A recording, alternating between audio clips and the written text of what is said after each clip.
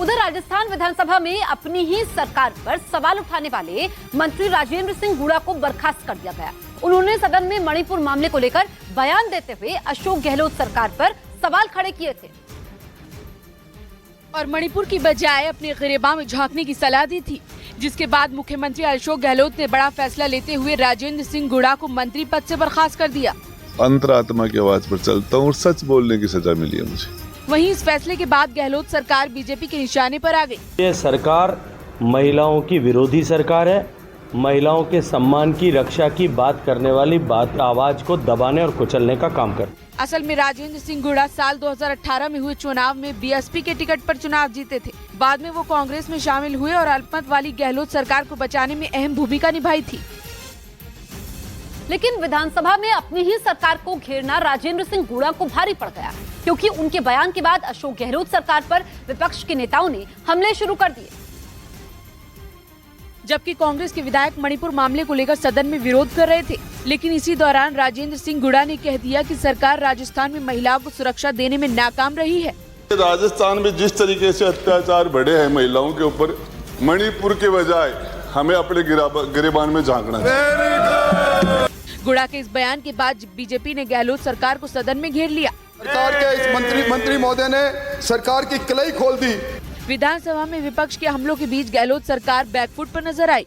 इस दौरान सीमा की बोली को लेकर उठ रहे सवालों का जवाब देने के लिए सीमा ने सिंधी बोलकर भी दिखाई।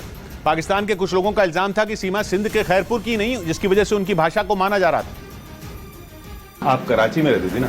नहीं, मेरा बचपन खैरपुर मीरस गांव में गुजरा। मैं शादी के बाद कराची आई हूँ।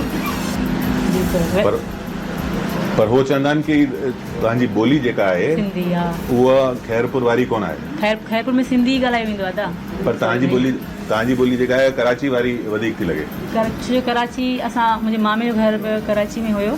असां अच वञ हूंदो, मुंहिंजी अम्मी बि अॻ में आई, वरी असां अच वञ हूंदो, 2 महीना रहियासीं ॻोठ वापसि। मुसलसल कराची में शादी खां पोइ मां रही आहियां। यूपी के गोरखपुर में दीनदयाल उपाध्याय विश्वविद्यालय में शुक्रवार को बड़ा बवाल हो गया। विश्वविद्यालय परिसर में प्रदर्शन कर रहे छात्रों और पुलिसकर्मियों के बीच मारपीट हो गई, जिसका एक वीडियो भी सामने आया है। छात्रों और पुलिसकर्मियों के बीच जमकर लात घूंसे चलते दिखाई दिए। हाथापाई में एक पुलिसकर्मी तो जमीन पर भी गिर गया। इस दौरान कुछ पुलिसकर्मी बीच बचाव करते हुए भी दिखाई दिए। दावा है कि विश्वविद्यालय में फैली अनियमितता के खिलाफ एबीवीपी से जुड़े छात्र प्रदर्शन कर रहे थे। साथ ही वाइस चांसलर से मिलने की मांग कर रहे थे, लेकिन वाइस चांसलर ने मिलने से मना कर दिया तो उनका गुस्सा भड़क गया। इसके बाद नाराज छात्र वाइस चांसलर के चैम्बर में पहुंच गए। इस दौरान पुलिस अपनी सुरक्षा में वाइस चांसलर को बाहर निकाल रही थी, तभी छात्रों ने हमला बोल दिया। सूत्रों के मुताबिक खुफिया एजेंसियों ने सीमा हैदर पर भारत में दाखिल होने के लिए बॉर्डर पर तैनात जवानों को हनी ट्रैप में फंसाने का शक जताया।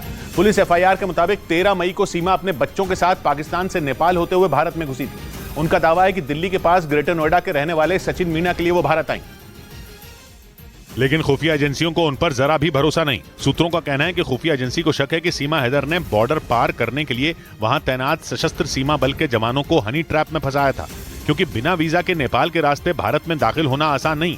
इसीलिए खुफिया एजेंसियां सीमा के सोशल मीडिया अकाउंट भी खंगालने में जुट गईं।